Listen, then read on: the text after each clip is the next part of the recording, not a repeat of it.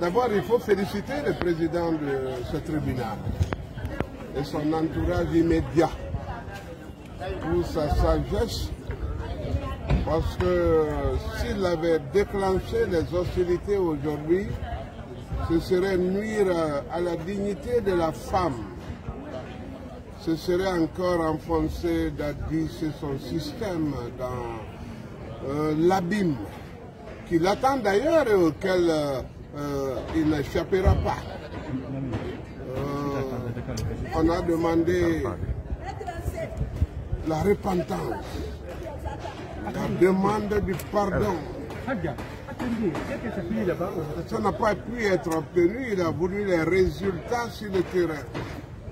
Il a voulu que la preuve de la culpabilité de ces hommes soit établie, se disant être innocents en toute phase, alors que dans la conception, dans la préparation, dans l'exécution, il a été la cheville ouvrière. Revenons à la question. La question de ce renvoi est due à la sagesse, à la pertinence, à la vigilance, à la dextérité de ce tribunal-là.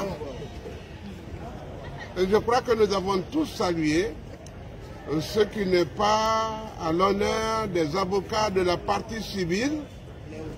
Parce que le président subtilement a voulu dire est-ce que ces femmes-là ont été véritablement conseillées avant d'être là.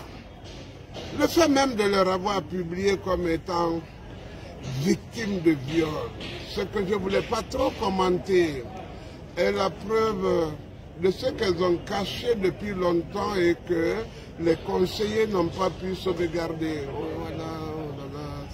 C'est triste quand même. C'est pourquoi nous irons en chambre de conseil pour ça. Comment nous voyons l'avancée? C'est que plus les partis civils passent, plus le ton change, plus le niveau des débats baisse, plus l'élite s'effrite, plus l'on sent qu'on doit aller à l'école de qui? De Marseille. Le villageois d'où je suis venu. Oui, d'où je suis venu pour apprendre le vocabulaire, le français, pour apprendre les genres littéraires et tout ça. On s'ennuie.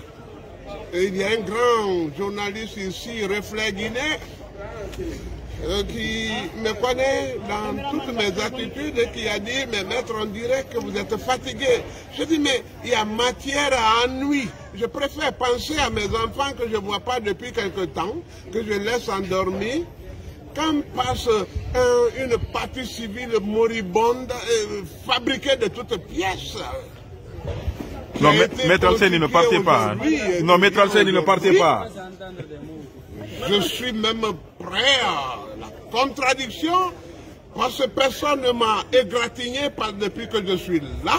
Mais maître Paul, je ne voudrais pas retourner sans avoir été égratigné. Paul Domba, c'est l'homme de la contradiction des égratignures. Mais Toumba n'est pas blanc comme neige dans ce dossier en fait. Son nom revient souvent. Qu'est-ce que vous le reprochez quand il vient d'obtenir un grand prix? Oh là là. D'abord, c'était il a été l'homme de l'année. Mais ça, c'est pas le tribunal.